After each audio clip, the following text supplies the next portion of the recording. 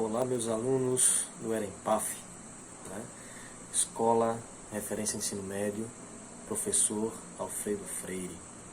Bom, passamos um longo período aí, um longe do outro, né? Nós não nos vimos, pelo menos eu acho que uns 15 dias, devido a adiantamento que o governo federal fez para todos os professores, seja da classe federal, né, estadual ou municipal, antecipando assim o seu recesso escolar, assim também como foi para vocês, né? Então, passamos aí 15 dias sem estudar nada de química, somente descansando o que é o necessário, tá? Mas já que voltamos, vamos iniciar hoje um estudo bem interessante sobre compostos inorgânicos. Ora, se existem compostos inorgânicos, deve existir particularmente os compostos ditos orgânicos. Mas o que são compostos orgânicos e compostos inorgânicos a princípio? Primeiro, falando especificamente dos compostos orgânicos, que vocês verão com mais e mais detalhes no terceiro ano, próximo ano do ensino médio de vocês, os compostos orgânicos eles se diferem dos inorgânicos na capacidade de produzir vida, ou na realidade de estar presente em seres vivos. E mais detalhado ainda, está presente nas funções metabólicas desses seres vivos. Teoricamente, os compostos ditos orgânicos são feitos à base de carbono. Por quê? Como eu já expliquei para o pessoal do terceiro ano, no início desse ano letivo, o carbono ele tem uma propriedade muito intrínseca, tá? Que ele pode se ligar a 4 outros átomos de forma natural, sem expandir orbitais. Isso fica claro quando a gente pega um pouco a teoria dos orbitais atômicos e moleculares e vai destrinchar um pouco. Vocês verão isso no próximo ano, tá? Mas a teoria dos orbitais atômicos diz o seguinte, está referido aí à regra do octeto. Eu preciso estabilizar o meu átomo com 8 elétrons. Não exatamente 8 elétrons, mas eu preciso que meu átomo ele tenha a configuração de gás nobre, tá? É muito importante deixar isso bem claro para vocês, porque muitos entendem que a teoria da regra do octeto se refere apenas a ter 8 elétrons. Aí alguns dizem, não, mas existem exceções à regra do octeto. Não, não são exceções. Não existem exceções. O que existe é que cada átomo vai estabilizar com o número X de elétrons. A ideia principal da regra do octeto é deixar o meu átomo estável. Átomos estáveis são aqueles átomos presentes nos gases nobres. Por isso se diz característica de gás nobre, porque ele não vai reagir, está estável. Entende? Então, o carbono, por ter essa particularidade de possuir 4 ligações de forma natural, sem expandir orbitais, tá? Através da hibridização, isso torna ele uma particularidade, praticamente uma anomalia da tabela periódica, embora não seja. Tá? Então, o que vai acontecer é o seguinte, essas 4 ligações elas vão se combinar entre si para formar o que a gente chama de cadeia carbônica. Ora, cada átomo de carbono vai se unir como se fosse um elo de uma certa corrente, formando uma cadeia, uma corrente de átomos de carbono. E percebeu que essas moléculas de compostos orgânicos estavam presentes, a maioria delas estavam presentes em seres vivos, né, estudando o corpo humano, perceberam isso. Mas por que a maioria? Porque existem algumas moléculas à base de carbono que não são ditas orgânicas, como ácido acético, gás carbônico, monóxido de carbono, possuem carbono, mas não são moléculas orgânicas, porque entende-se que elas não estão presentes no metabolismo, né, do ser vivo, na vida propriamente dita. Né? Enfim, o que a gente pode agora trazer é que, da mesma maneira que existem as funções orgânicas, existem também as funções inorgânicas. Ora, se eu falei de orgânico, tenho que trazer também o que é inorgânico para vocês. O que é um composto inorgânico? É aquele composto que não é orgânico. Que leseira, hein, professor? Que leseira. Mas trazendo aqui de forma mais sucinta e fácil vocês compreenderem. Todo composto inorgânico é o composto que pode ter ou não átomo de carbono, mas intrinsecamente ele não está presente nas moléculas presentes no nosso metabolismo, nossa vida. Entendeu? Elas não estão presentes na vida do ser vivo. Na maioria das vezes, né, um átomo, uma molécula dita inorgânica, ela é também entendida como presente em alguns minerais. Tá? Praticamente a existência dela toda vai estar presente em minerais, rochas, minerais e por aí vai.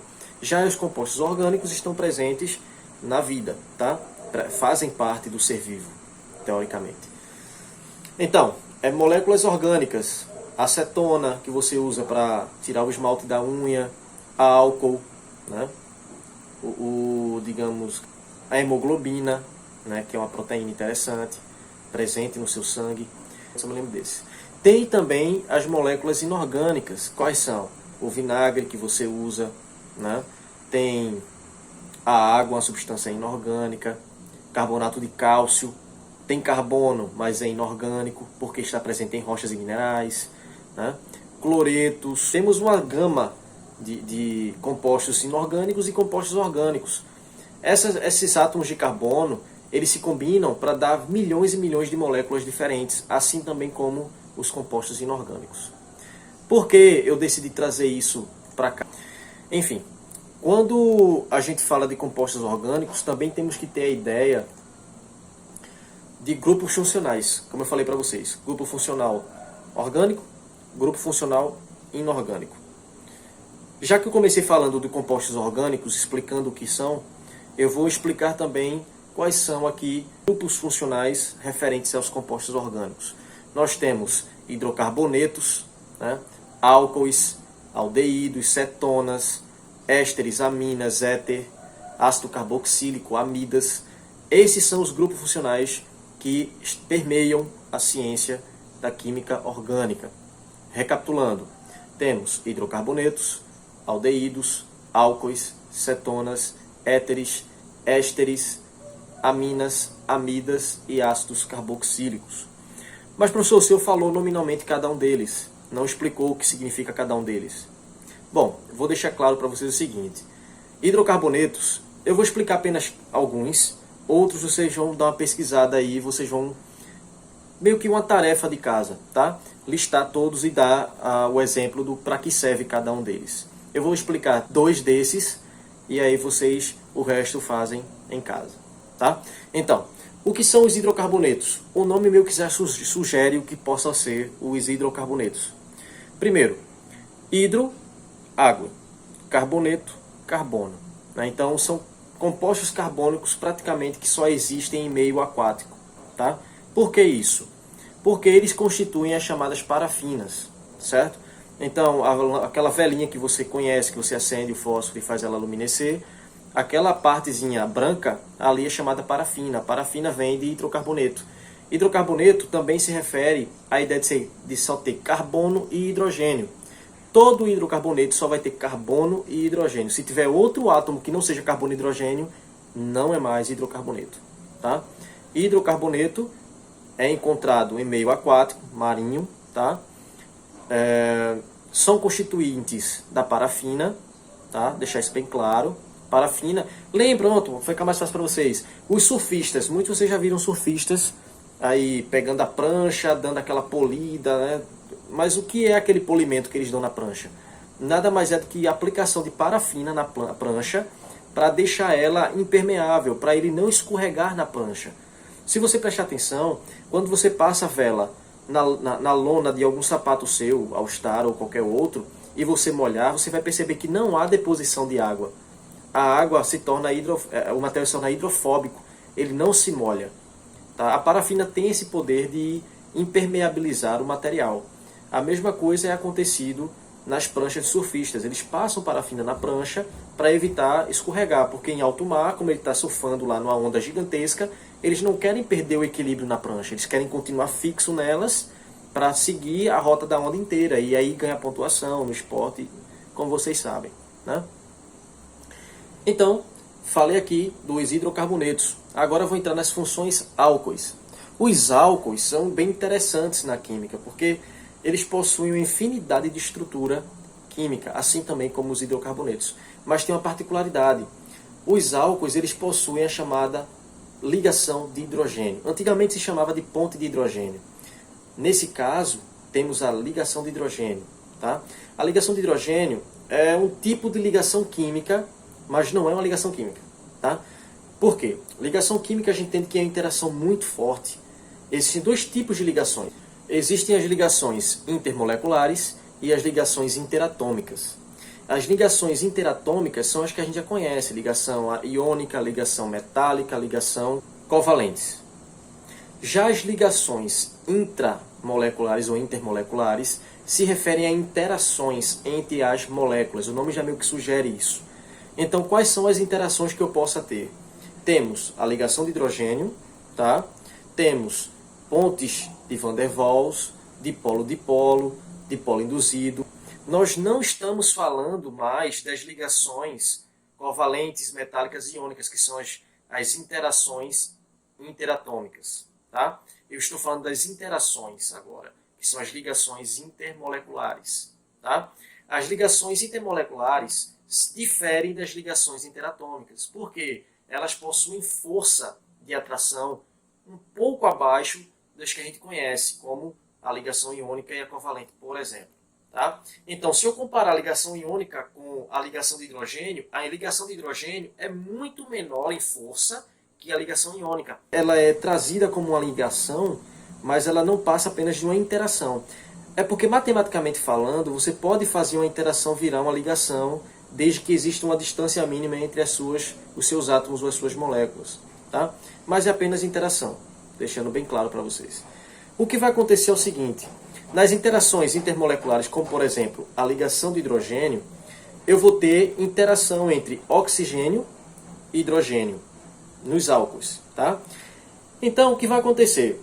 Eu vou ter uma molécula de álcool aqui com outra molécula de álcool aqui. Todo álcool tem a terminação em OH. Todo álcool vai ter a terminação OH na cadeia carbônica. Então, se eu tenho um OH aqui e o outro OH aqui, oxigênio com hidrogênio aqui vai haver interação entre eles. Essa interação que se dá é o que mantém as moléculas presas umas às outras, tá? De forma um pouco mais forte.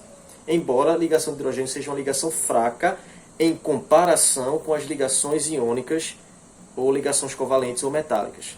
Se compararmos a ligação de hidrogênio com a interação de Van der Waals, por exemplo, a ligação de hidrogênio é mais forte que a de Van der Waals. Tá? Interação, eu vou comparar com interação. Ligação, eu comparo com ligação. Não posso comparar ligação com interação, porque não tem parâmetro para isso. Tá?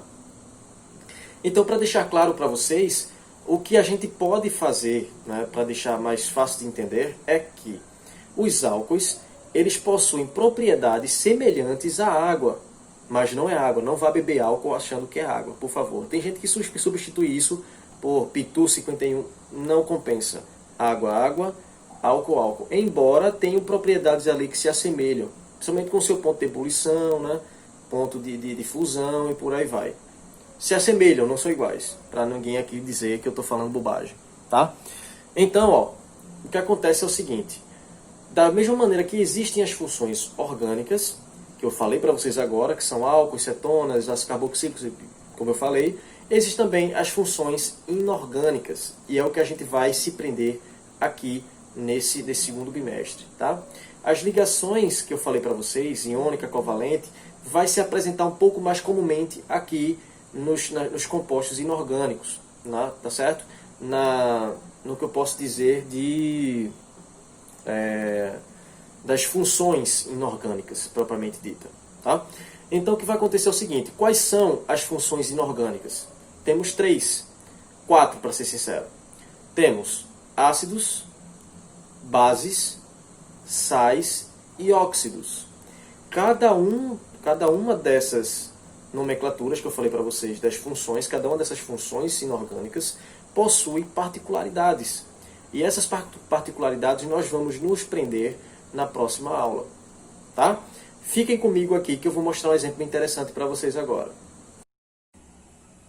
Como foi dito para vocês, as funções inorgânicas são ácidos, bases, sais e óxidos. Iniciaremos primeiro falando dos ácidos. O que são ácidos? Primeiro, para explicar o que são os ácidos, eu preciso trazer para vocês as teorias que falam a respeito das funções inorgânicas. Primeiro, temos a teoria de Arrhenius. Arrhenius dizia que todo ácido ou toda base, mas falando mais especificamente de ácido, eram substâncias que traziam em água liberação de H+. Todo ácido, segundo a teoria de Arrhenius, eram moléculas que liberavam H+ quando reagiam com água. Tá? Depois de muitos estudos, a teoria de Arrhenius ficou um pouco para trás e entrou a teoria de Bronsted-Lowry, que trazia a ideia de que ácido era toda substância capaz de liberar prótons em reação com qualquer outra substância, né, mas com água. Já depois veio outro cientista, que foi Lewis. Lewis trouxe que todo ácido é uma substância capaz de aceitar elétrons em sua reação química com outra substância. Perceba que Arrhenius é o único cientista que traz a ideia de reação química com água em solvente. A água era o único solvente para as reações de Arrhenius.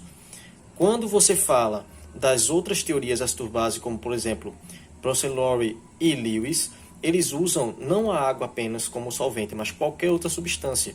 Então, a teoria de Arrhenius é uma teoria muito limitada em relação às outras teorias. Mas falando aqui, eu tenho que formar para vocês a ideia de que todo ácido, eles são eletrólitos. O que são eletrólitos? Eletrólito é um íon, praticamente. O que é um íon? Quando eu tenho uma substância ácida, ela se comporta como uma substância iônica, tá? Embora a maioria dos compostos ácidos sejam compostos covalentes. Mas, quando entra em contato com a água, liberam íons. Esses íons se separam da molécula principal para transferir corrente elétrica, tá? O que vai acontecer é o seguinte: temos duas formas de íons, os íons cátions e os íons ânions. Íons cátions são os íons que possuem carga positiva, já os íons cátions possuem carga negativa.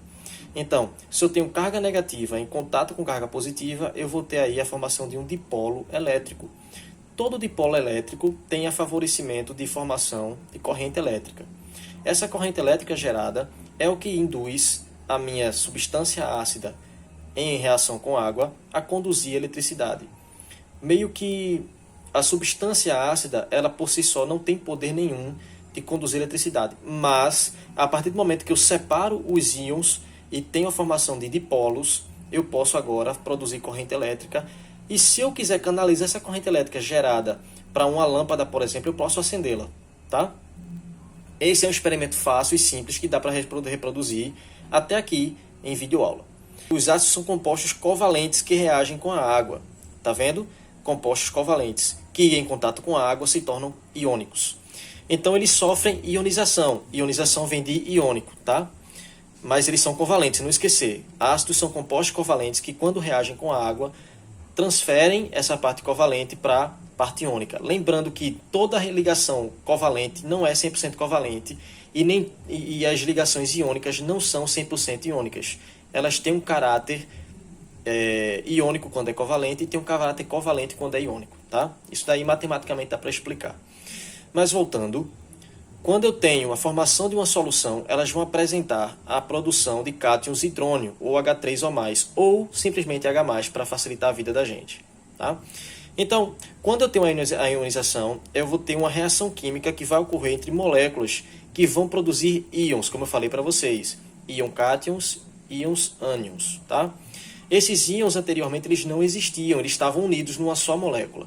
Foi eu separar e ter agora a possibilidade de formar íons. As minhas bases, elas são compostos praticamente 100% iônicos.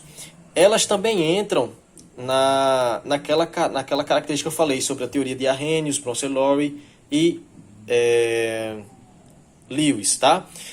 Mas, como eu falei de ácidos, eu não citei bases. As bases são o contrário dos ácidos. Para Arrhenius, bases são moléculas que em água vão liberar OH-, tá? Para Arrhenius, toda reação só vai ocorrer com água sendo meio de solvente, tá? Para Bronsted-Lowry, a base vai ser toda a molécula que libera próton, tá? Ela vai liberar próton para a outra molécula. Então, se liberou próton para outra molécula em qualquer meio reacional, é uma base de Process-Lowry. Referindo agora a arrênios, nós temos a concepção de que toda base é a molécula que vai ceder elétrons para os seus compostos posteriores. Nesse caso aqui, nós temos bases como sendo compostos iônicos. Esses compostos iônicos, eles são capazes de dissociar em água, liberando íons da mesma maneira que os ácidos, tá? Então, nós temos aí, dependendo da força da base, uma pequena porcentagem de íons hidróxido, tá? Bom, falei para vocês sobre os ácidos, sobre as bases e agora vou entrar nos assuntos dos sais. Os sais são formados quando eu reajo ácido com base. Se eu reagir uma base com um ácido, eu vou ter a formação de um sal com uma água posteriormente. Mas esses sais eles são compostos capazes de se dissociar em água, liberando íons também, tá? Mesmo que uma pequena porcentagem dessas quais, pelo menos um cátion é diferente de H3 ou mais, e pelo menos um ânion é diferente de OH-, segundo o que está escrito aqui. Dependendo do meu sal, da força da minha base ou do meu ácido, eu posso ter diferentes sais. Eu posso ter um sal ácido, ou posso ter um sal básico, ou também posso ter um sal neutro. Lembrando, caráter ácido, eu vou ter pH abaixo de 7, caráter básico, eu vou ter um pH acima de 7, e caráter neutro é o pH exatamente igual a 7, tá? Eu vou explicar direitinho na próxima aula com relação a essa escala de pH, tá? E vou entrar mais detalhadamente nos assuntos de ácidos, bases, sais e óxidos, tá? Mas, já que falamos de sais, eu posso ter também os óxidos, tá? Os óxidos, o que são eles? São substâncias que praticamente todos os elementos se ligam ao oxigênio, tá? Eles podem ser de caráter iônico ou covalente. Os óxidos, eles também são compostos binários. Binário significa ser formado por apenas dois elementos químicos, dos quais o oxigênio é o elemento mais eletronegativo.